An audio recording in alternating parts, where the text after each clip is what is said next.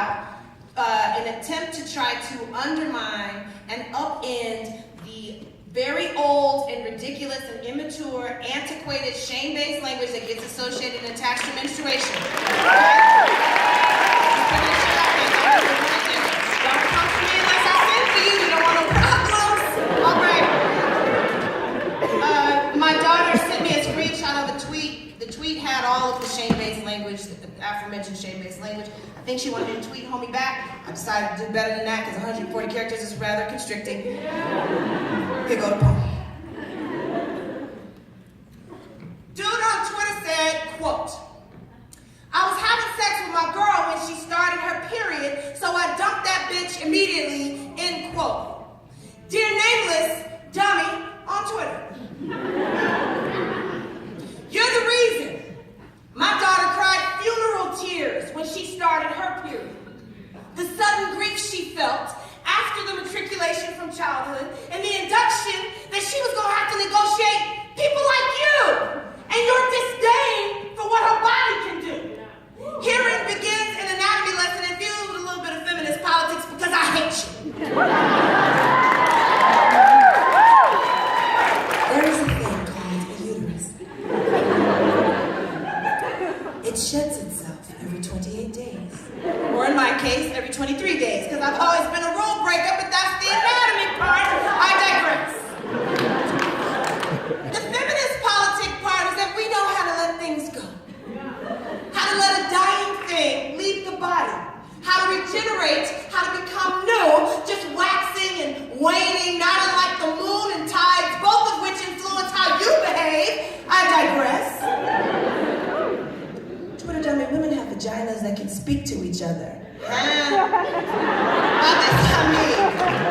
But with our mamas, our partners, our friends, our menstrual cycles will actually sync the fuck up. My own cervix is mad influential. Everybody I love knows how to bleed with me.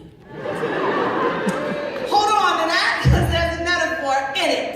But when your mama carried you, the ocean in her belly is what made you buoyant, made you possible. You had it under your tongue when you burst through her skin, wet and panting from the heat of her body, the body whose machinery you now mock on social media. That body wrapped you in everything that was miraculous about it and sung you lullabies laced in platelets without which you wouldn't have no Twitter account at all, motherfucker.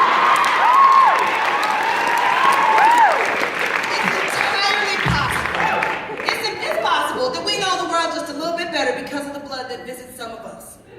It interrupts our favorite white skirts. Shows up at dinner parties unannounced. Blood will do that. Period. Blood is the biggest siren, and we understand that blood misbehaves. It does not wait for a hand signal or a welcome sign above the door. And when you deal in blood over and over and over again, like we do, when it keeps returning to you, that makes you a warrior. And while all good generals know not to discuss battle plans with the enemy, let me say this to you, dummy on Twitter. If there is any balance in the universe at all, you're gonna be blessed with daughters.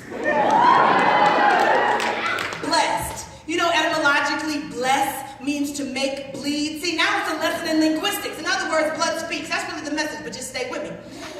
Your daughter's gonna teach you what you need to know. That women made of moonlight, magic, and macabre will make you know the blood. We're gonna get it all over the sheets and car seats. We're gonna do that, period. We're gonna introduce you to our insides. And if you are as unprepared as we sometimes are, it can get all over you and leave a forever stain. So, to my daughter, should anybody be foolish enough to mishandle the wild geography of your body, how it rides a red running current like any good wolf or witch, well, that's when you bleed, boo. Give that blood a biblical name. Something of stone and mortar. Name it after Eve's first rebellion in that garden. Name it after the last little girl who had her genitals mutilated in Kinshasa, and that was this morning. Give it as many